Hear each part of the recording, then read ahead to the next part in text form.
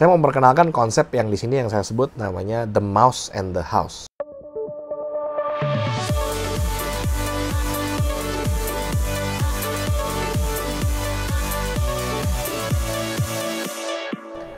Halo para leaders, kembali lagi bersama Coach Joshua di Leaderpreneur Experience. Saya mau bahas hari ini tentang banyak yang nanya kemarin saya, gimana sih caranya supaya bisa segalanya? Maksudnya bisa ini, bisa itu.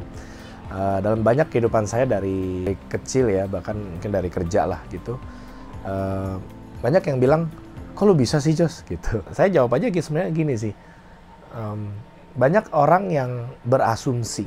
Jadi dosa terbesar manusia itu banyak yang berasumsi ya. Makanya komunikasi jadi nggak lancar karena semua banyak pada asumsi. Asumsinya tuh udah pasti nggak bisa gitu.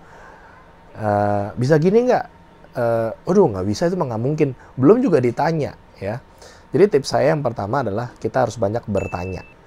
Yang pertama ya, jangan asumsi, buang semua asumsi bahwa itu nggak bisa. Bahkan ini pengaruh juga ke belief dari kita ya, kepercayaan kita. Karena kita dulu mungkin dibilangin sama orang tua kita, ada keluarga yang bilangin, bisa jadi istri atau suami atau siapapun, teman sekerja atau siapa yang bilang, aduh udah nggak bisa deh gitu ya.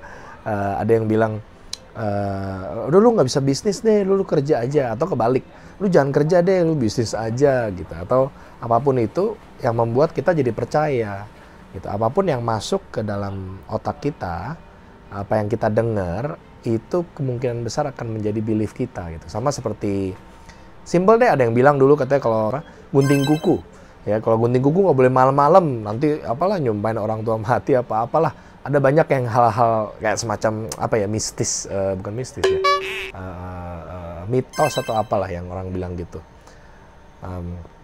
Selama ini, terus terang aja selama ini saya selalu kalau gunting kuku malam karena nggak ada waktu, siang kan di kantor kerja dan sebagainya, nggak ada waktu gitu di bisnis. Jadi dan oke-oke aja, panjang umur tuh semuanya. Bahkan papa saya aja sekarang udah berapa, hampir 90 ya, 80 berapa tuh. Nah, jadi belief ini pengaruh dan itu mempengaruhi ke asumsi. Jadi yang pertama jangan asumsi, tapi kita tanya dulu. As simple as mau izin apa, belum tentu bisa nih, belum diterima, langsung kita cut, langsung kita tutup di situ ya. Selesai. Jadi kita tanya dulu, telepon ke orangnya, kita tanya dulu apapun itu. Simple gini aja deh, saya cerita dulu. Saya kerja di SCTV Group ya, di Next Media.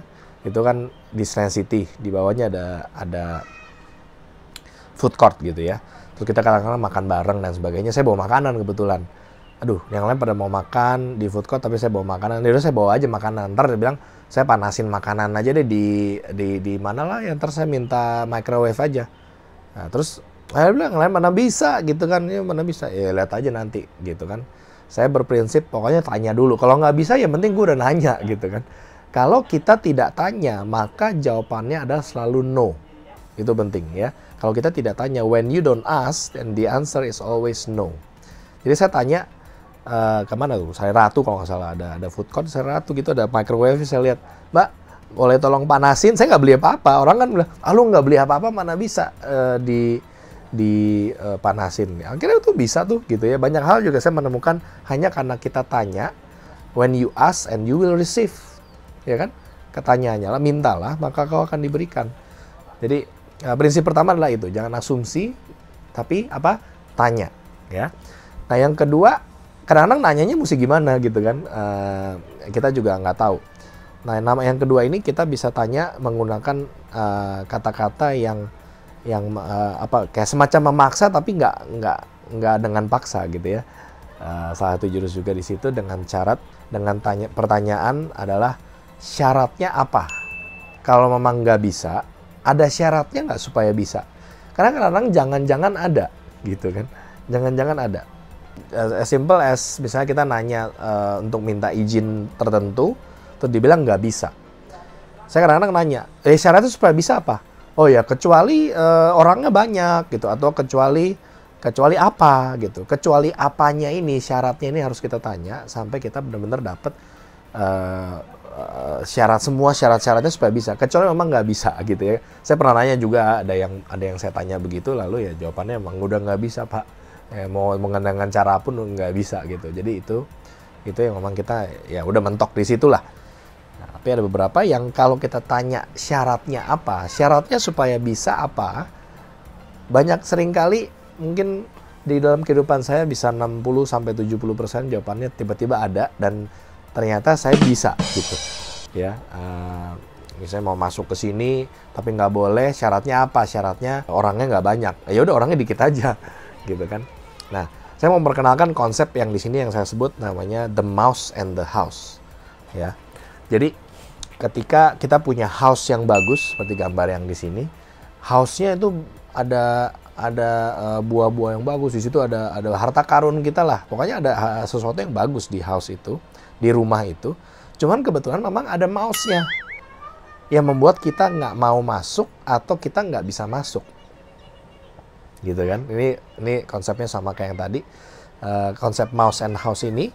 Jadi kita harus tanya, kalau kita mau masuk ke house, ya kalau ada mouse-nya, maka kita harus tanya, kalau mouse-nya tidak ada, boleh masuk atau enggak? Atau mau masuk atau enggak ke rumahnya?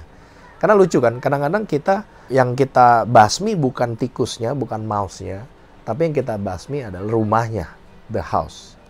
Ya misalnya kita ada aturan baru, ada cara baru, ada software baru, ada orang baru gitu, ada ini tadi sama apapun ya, ada kita mau melakukan sesuatu, mau izin atau apa, tapi ada halangan. Nah, nggak boleh. Yang nggak bolehnya kenapa? Misalnya karena gini ya, saya mau masuk ke dalam suatu tempat, terus dia bilang nggak boleh masuk. Loh, kenapa nggak boleh masuk? Iya Pak, nggak bisa karena siang-siang. Kalau siang nggak boleh masuk. Oh, berarti kita harus tanya apa? Kalau tidak siang, boleh masuk nggak? Gitu kan. Ya sama dengan konsep house tadi, kita mau masuk ke house nggak boleh karena ada apa? Ada mouse-nya, ada kalimat mouse-nya ini yang harus kita tanya. Kalau mouse-nya dikurung, dan nggak bisa ganggu kita boleh mau masuk nggak atau boleh masuk atau enggak gitu. Jadi konsepnya adalah the mouse and the house ya. Jadi saya rekap lagi tadi, yang pertama jangan asumsi, yang kedua kita harus tanya syaratnya apa. Ya, yang ketiga kita harus gunakan konsep mouse house ini dengan cara mengisolasi si problemnya ini yang menyebabkan ini tidak mau atau tidak boleh atau tidak bisa, gitu ya. Nah, yang terakhir adalah yang pamungkas, yaitu banyak dari kita yang merasa lagi-lagi menutup diri. Kalau ini bukan belief ya. Kalau tadi belief kayaknya misalnya, oh setahu saya orang suku tertentu tuh begini gitu, karena banyak begitu kan. Atau setahu saya dari dulu itu kalau pasang iklan harus di koran misalnya gitu. Ya udah, terus kita nggak mau pasang iklan di koran. Tapi kalau yang ini beda. Kalau yang ini gimana caranya supaya bisa segalanya. Skill apapun atau apapun yang kita bisa kuasai dengan cara bagaimana ya.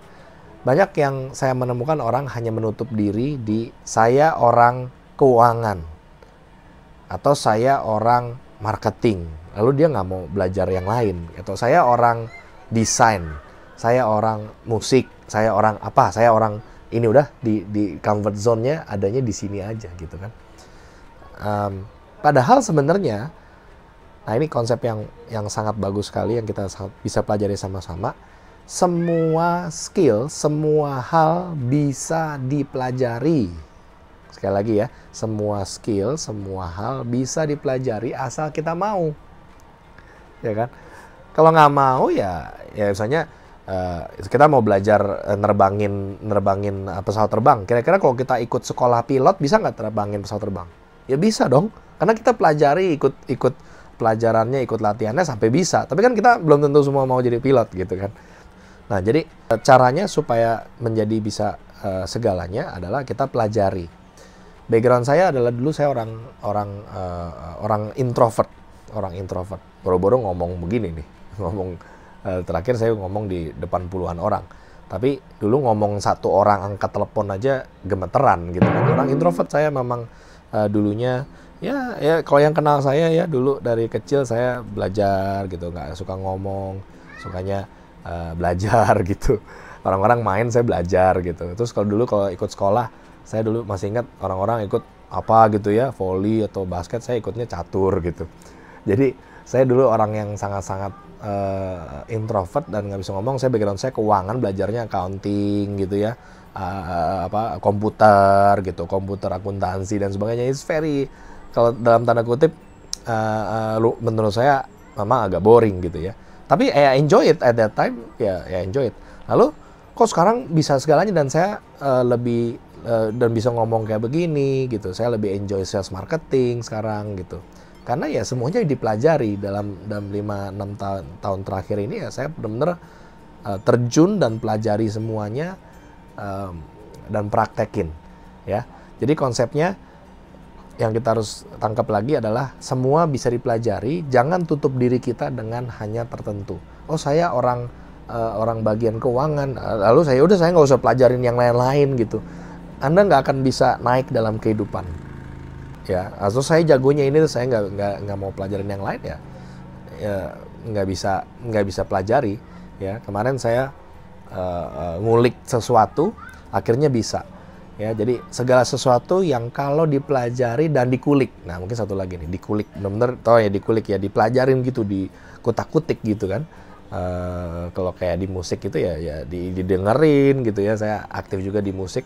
Kalau dengerin lagu ya aktif cari gitu ya, cari melodinya, chordnya segala macam sampai dapet. Nah, itu. Oke, sekian dari saya. Sampai jumpa lagi di video selanjutnya. Bye.